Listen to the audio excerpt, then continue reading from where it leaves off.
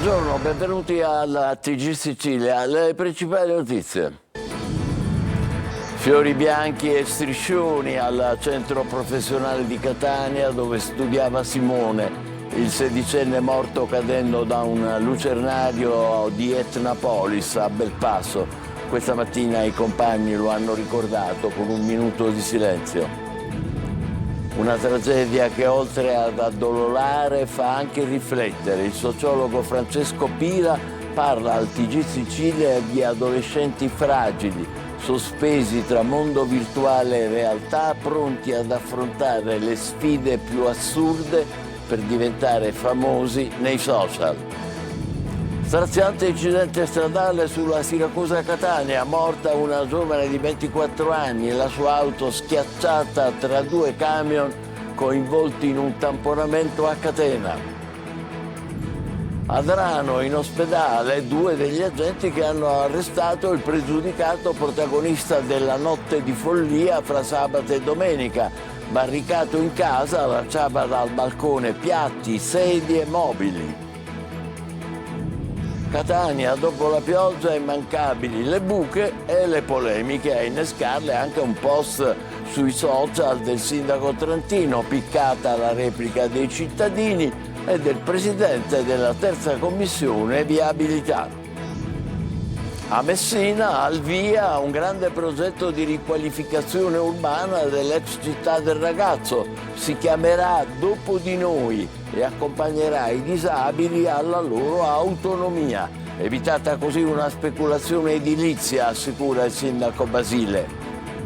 Ha origini musicali, anche siciliane, con gli Eiffel 65, Gabri Ponte, protagonista del tormentone di Sanremo, Tutta l'Italia. Vincitore del Festival di San Marino, sarà in gara all'Eurovision di Basilea. Calcio, il Catania non giocherà il turno infrasettimanale in un campionato di Serie C condizionato dalle esclusioni. Rossazzurri già concentrati sul derby con il Messina.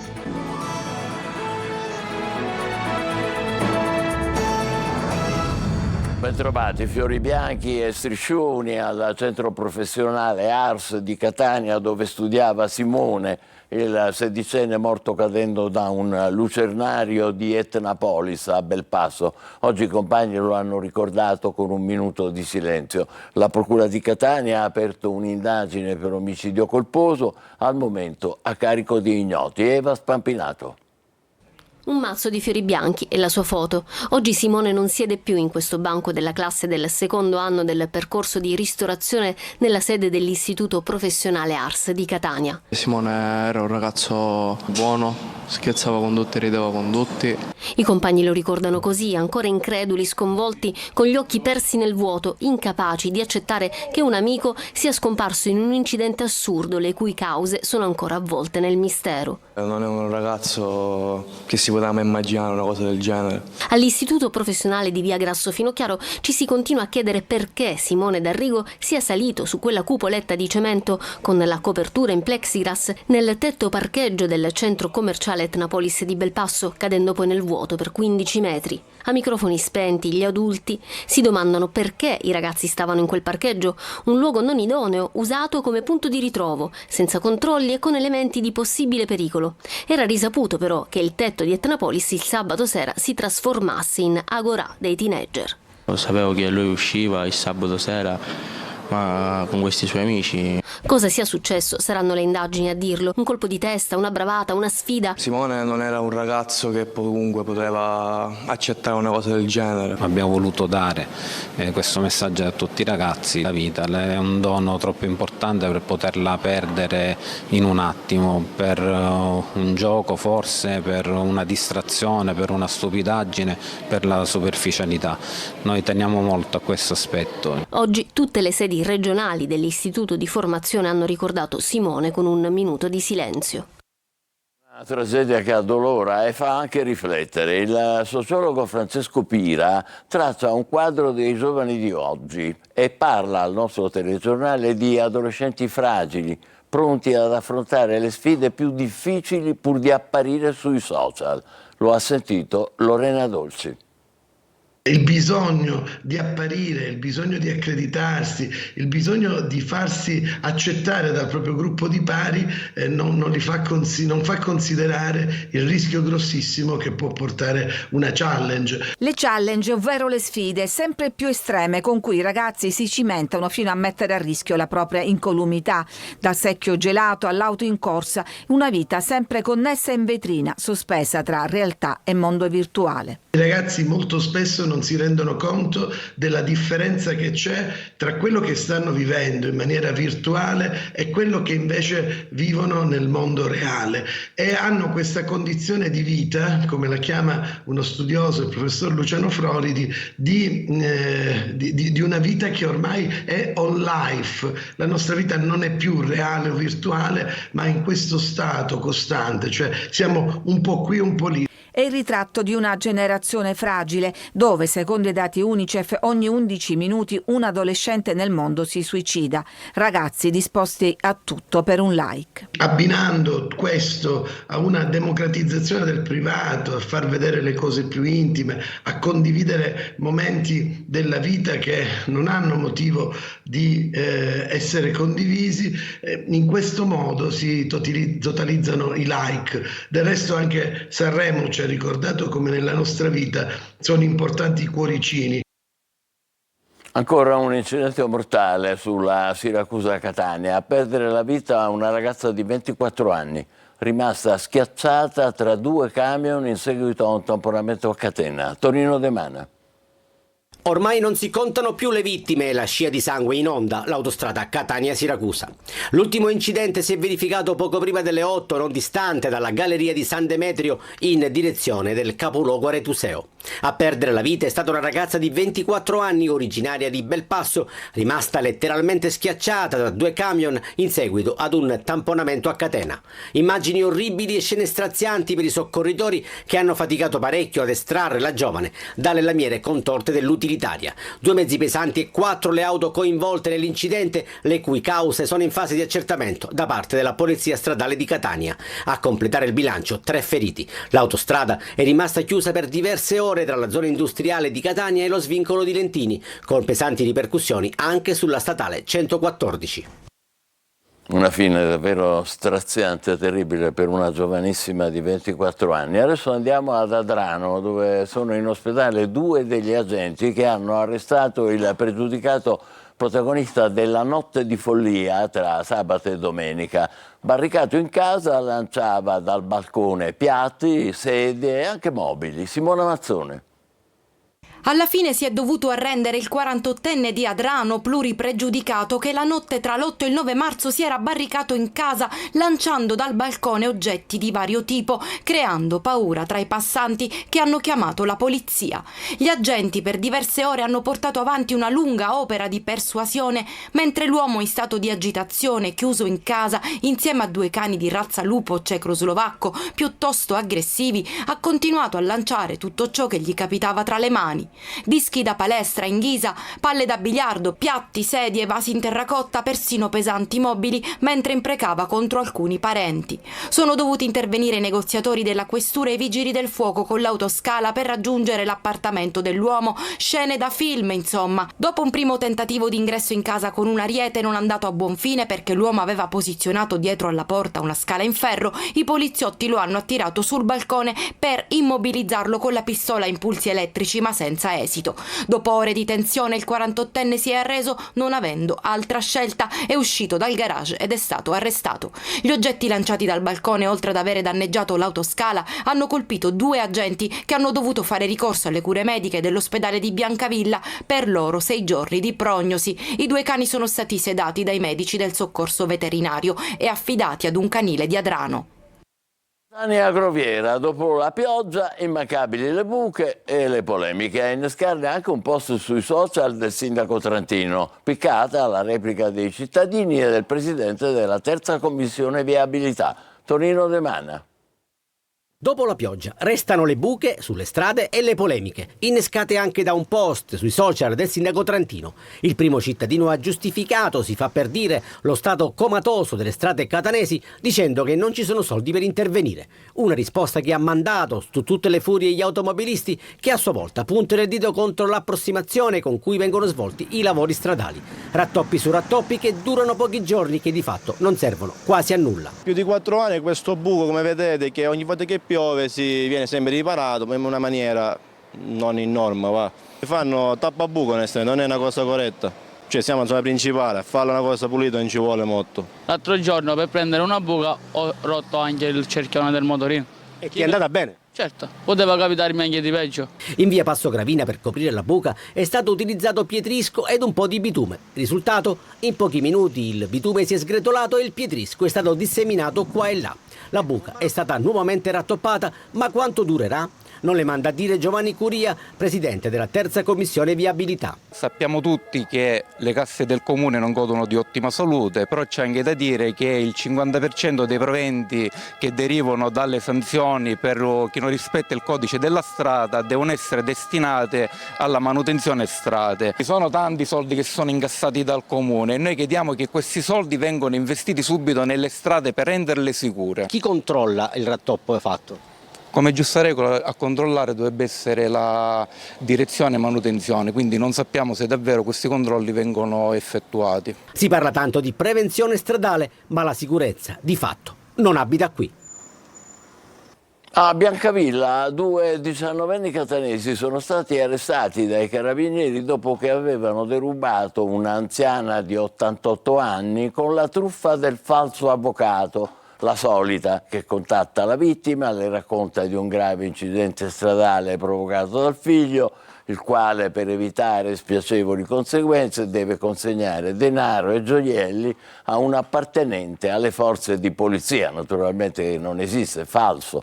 I 2 denunciati dalla donna sono stati bloccati a Catania grazie alle telecamere di sorveglianza, mentre riconsegnavano al noleggio l'auto usata per la truffa.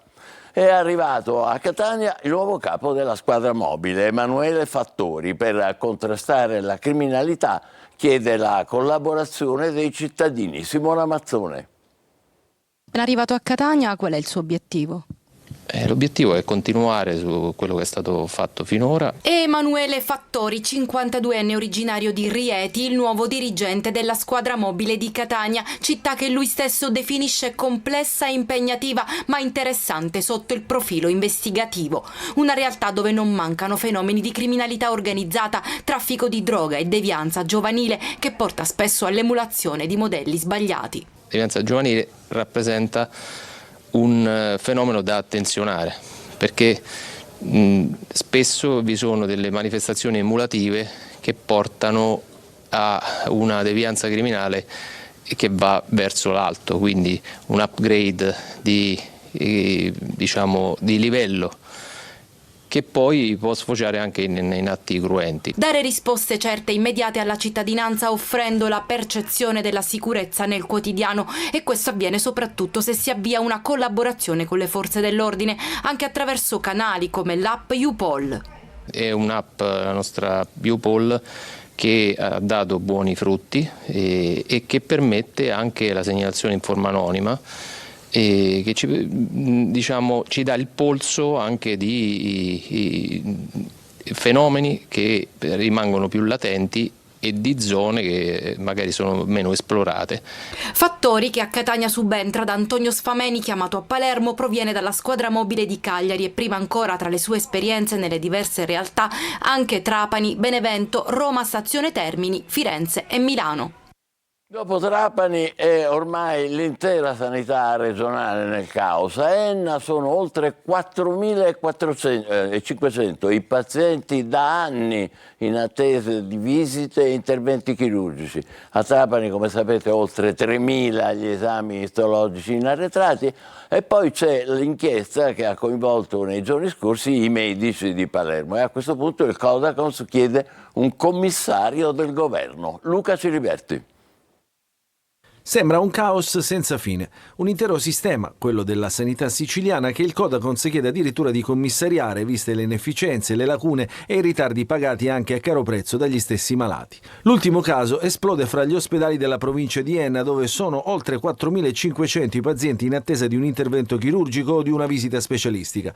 Qualche giorno fa la notizia degli oltre 3.300 esami istologici arretrati all'ASP di Trapani. Per qualcuno l'attesa ha compromesso definitivamente la possibilità di cura. A Leonforte, nell'Ennese, c'è chi attende una visita dal 12 novembre 2022, a Piazza Armerina dal 1 febbraio 2024 nel reparto di oculistica Enna. La lista di attesa deve smaltire prenotazioni dal 5 aprile del 2023. I pazienti di urologia invece, nello stesso ospedale, attendono dal 19 maggio 2023.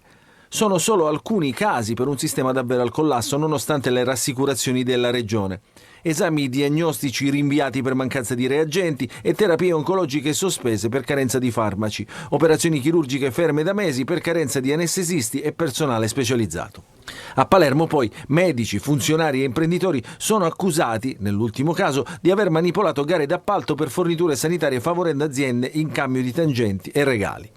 Adesso le associazioni dei consumatori con il Codacons in testa e le associazioni per i diritti del malato e del cittadino riunite in varie sigle si rivolgono al Ministero della Salute affinché intervenga immediatamente per risolvere l'emergenza sanitaria in Sicilia.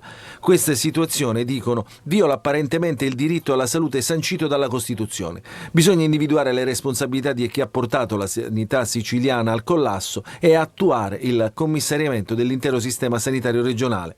Una richiesta che, siamo certi, al di là del clamore del momento, resterà inevasa, così come le tante prenotazioni in attesa di risposte. E purtroppo è molto probabile. Infatti a Mazara del Vallo il presidente dei futuristi, Nicola Cristaldi, chiede un'indagine sulla mancata apertura del mercato agroalimentare. La struttura, che è costata oltre 10 milioni di euro, doveva essere il fiore all'occhiello dell'economia del territorio e invece da anni è completamente abbandonata. Laura Spanò.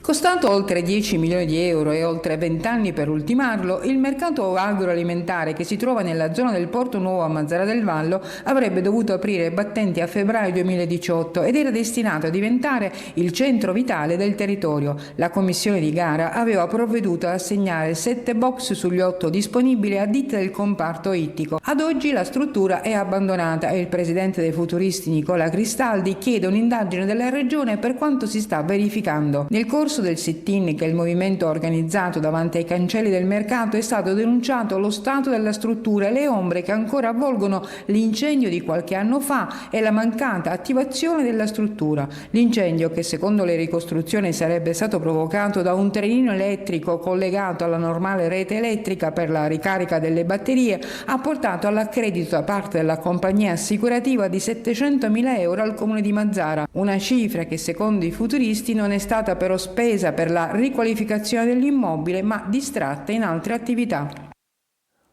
Notizie positive adesso. A Messina è partito il grande progetto di riqualificazione urbana dell'ex città del ragazzo con l'idea del dopo di noi. È un piano di accompagnamento dei disabili alla loro autonomia. E così abbiamo evitato un sacco edilizio, dice il sindaco Basile. Francesco Triolo. È una cosa storica, 55 milioni di euro non è un numero, ma è un investimento per la città in una zona, ripeto, che poteva diventare, questo lo sapete, un ulteriore sacco edilizio che invece viene ridata a tutta la provincia di Messina. All'ex città del ragazzo, nonostante lo stato d'abbandono, è ancora vivo il ricordo dell'impegno di padre Nino Trovato, prete benefattore che aveva creato l'opera Ragazze di Strada. Adesso l'area è pronta a rivivere con l'impegno assistenziale del dopo di noi. Qui sono iniziate le demolizioni per trasformare l'area in una cittadella dei servizi sociali, con laboratori di teatro, arte e musica, informatica, attività sportive e riabilitative, area verde e piani di accompagnamento dei disabili per la loro migliore autonomia, perché dopo di noi significa proprio dare indipendenza a chi oggi è assistito soprattutto dalle famiglie. Dopo di noi rappresenta non una legge, un decreto, ma una possibilità in un'area che diventerà una cittadella per chi dei servizi sociali intesi non come servizio ma come supporto potrà garantire a tutti i soggetti in difficoltà sanitaria, cognitiva, sociale, di avere una casa, un po' come ha fatto tantissimi anni fa Padre Nino, prendendo magari i ragazzi che dalla strada, tra virgolette, nel senso buono del termine, hanno trovato qui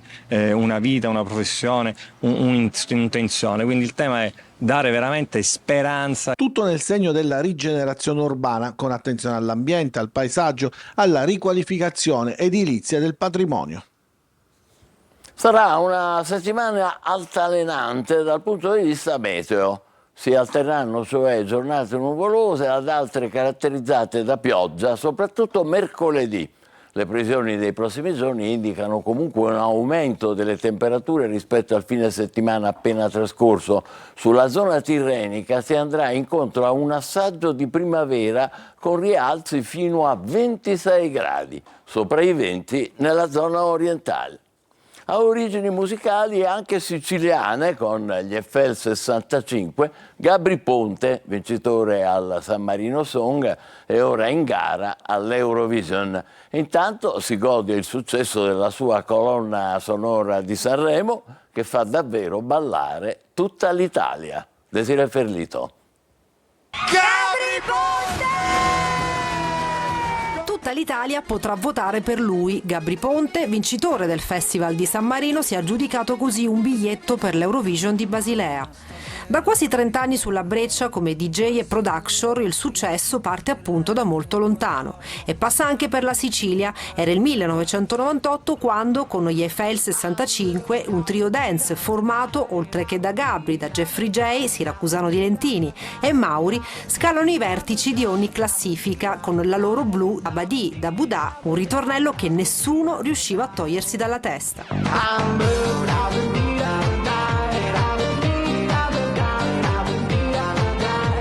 Il tormentone è nato nell'isola al tormentone di oggi, diventato la colonna sonora dell'ultimo festival di... È il momento della nostra pausa. Per il calcio il Catania che prepara il derby con il Messina e viceversa. State con noi, vi aspettiamo.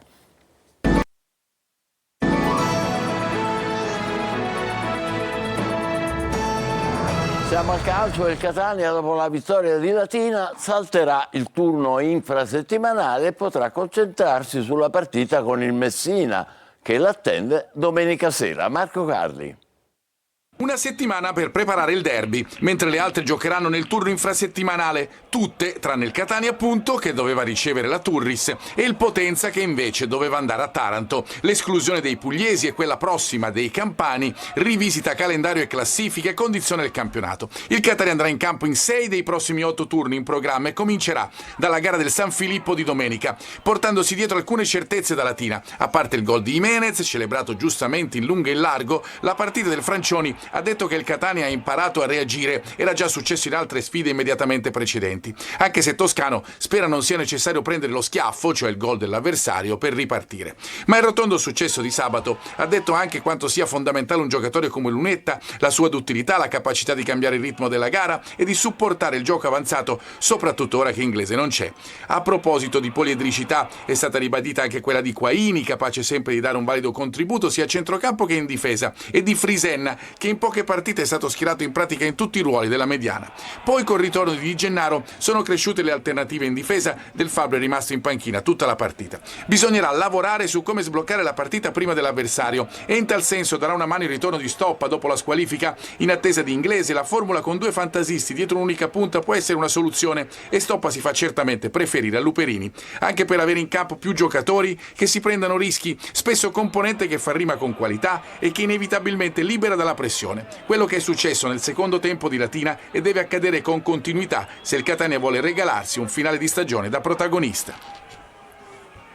E noi ci fermiamo qui, l'appuntamento è per le 20, grazie per l'ascolto, buon pomeriggio.